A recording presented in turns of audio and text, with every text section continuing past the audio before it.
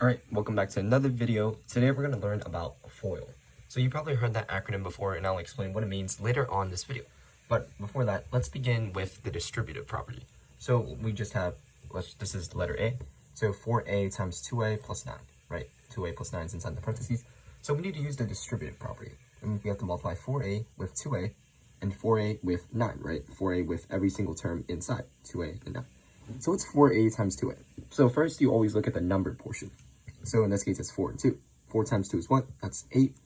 8 times a is what? That's the variable section. 8 times a is going to give you a squared. Why? Because a times a is going to be a1 times a1. And when you're multiplying exponents with the same base, you just add them up. So a to the 1 plus 1, which is 2. So that gives you 8a to the second. Now that's plus 4a plus times 9. 4a times 9 is what? Number part. 4 times 9 is 36. A times nothing is just going to give you a. So this right here is going to give you 8a squared plus 36a. Now let's move on to the foiling part. So basically, FOIL is F-O-I-L. In case you guys have never seen it, F stands for first, O stands for outer, inner, and last. So let's do this. So first is the first term with the first term. 2a times a is what? 2 times 1 is 2. A times a is a to the second, right? You guys have to remember that. And next is outer, so it's going to be on the outside. So it's going to be 2a and 1. You see how these two are on the outside, technically, if you look at it in perspective. 2a times 1 is what? 2a times 1 is going to just be 2a. Any number times itself or times 1 is equal to itself. Next is inner.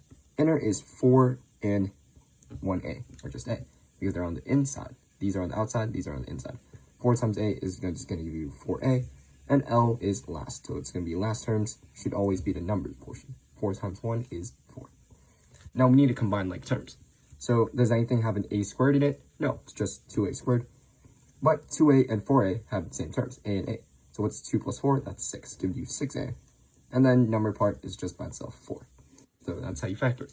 So let's try it for part C. So we have first, right, remember the acronym, FOIL. So first, x and x is going to give you x squared. Outer, x and 4. X times 4 is 4x. Inner, 3 and x. So that's 3 times x is 3x. And lastly, 3 times 4, which is going to give you 12. Same thing, we combine like terms. In this case, x squared is by itself. There's no other x squared. X squared. 4x and 3x, you can combine them, giving you 7x. 4 plus 3 is 7. Lastly, we have 12. And now let's go on to this example right here, part D.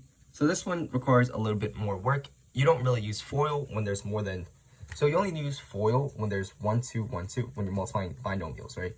1, 2, 1, 2. In this case, we have 1, 2, 3 by 1, 2, 3. So what you're going to do is a pretty long process. You're going to multiply x squared by every single term here, 2x by every single term here, and 3 by every single term here. I'll show you what that means. So first thing, we do x squared times x squared. Give you x to the what? 2 plus 2 is 4, right? When you're multiplying numbers with the same base, you just add 2 plus 2 is 4.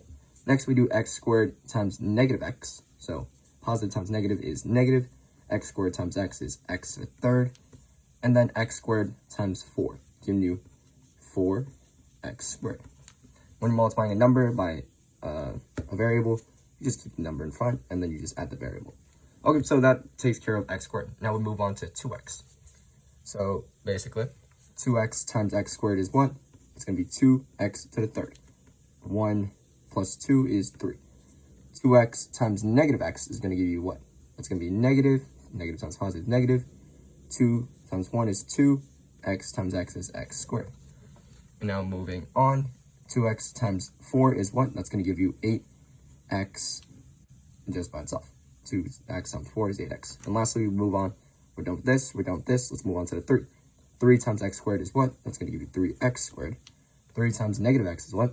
Negative 3x. And 3 times 4 is 12. So you multiply every term out. In case you don't know how to multiply terms, I'll go over that in previous videos, so check that out. But this is just basically how you would multiply each term by each term. Now we're done with each one. Did x squared, 2x, and 3, multiplied by every single term here. Now we combine like terms. We look at the greatest terms. So x to the fourth. Is there anything else with a fourth power in it? No, right? It's by itself, so x to the fourth. And then next term is going to be x to the third. Is there anything with x to the third in it? Yes, we have this 2x to the third. So we combine this. This is a negative 1, right? There's imaginary 1 in front of that. Negative 1 plus 2 is going to give us positive 1. That's just positive x to the third. Next term is x to the second. So we have 4x squared, negative 2x squared, and 3x squared. 4 minus 2 plus 3 is what? It's going to give you 2 plus 3, which is 5x to the second. So you just add these two numbers, or add these three numbers. And lastly, we have 8x and negative 3x. What's 8x minus 3x? That's going to give you positive 5x. 8 minus 3 is 5, and you have x. Lastly, we have this 12 right here. And this right here is going to be answer of the factored or distributed form. So if you guys have any questions on how to do these, leave a comment. I'll try to explain it to the best of my ability. And thank you guys for watching. See you in the next one.